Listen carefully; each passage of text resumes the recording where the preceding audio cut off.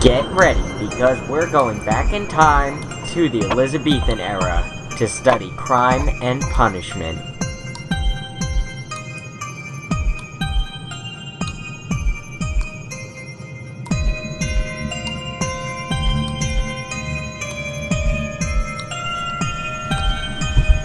As some of you may already know, the Elizabethan period of English history was a brutal one.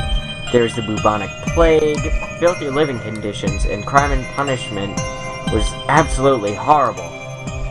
As we go along, we'll find that Renaissance England was a terrible place to be. Elizabethan England's population was split into three classes: the upper class, the nobility, and the commoners. Lucky them, the uppermost class was always exempt from punishment, unless they had done something really terrible, like treason. The nobles and the commoners weren't so fortunate, as they got punished almost always. It was nearly impossible to find legal counsel, and as a result, people could be punished for just being accused of crimes. Almost everything was a crime. We'll elaborate more on punishments for crime in just a minute. But first, it's important to know what sort of crimes were being committed. Nobles were often convicted for high treason, blasphemy, sedition, spying, rebellion, murder, witchcraft, and alchemy. Commoners' crimes were often theft, forgery, fraud, adultery, alcoholism, debt, and begging.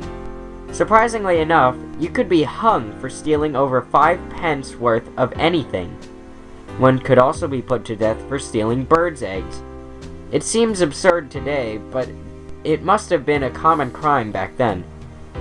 Begging was also such a problem that it became a crime. Anybody caught doing it was chased out of town, and any repeat offenders were imprisoned or hung. Even suicide was a crime. If you had committed suicide, what they would do is they would stick a stake through your dead body when you were buried. Traveling was also illegal, and it required license, otherwise one could be punished. This prevented the migration of the poor and allegedly helped prevent the spread of disease. This was a problem for actors, because they needed to move from place to place to make their living. Besides that, actors did not have very much respect at all, and were considered almost as low as beggars and the poor. Eventually, rich nobles began sponsoring acting troupes, and conditions gradually got better for them. Now, to the fun stuff. The methods of punishment.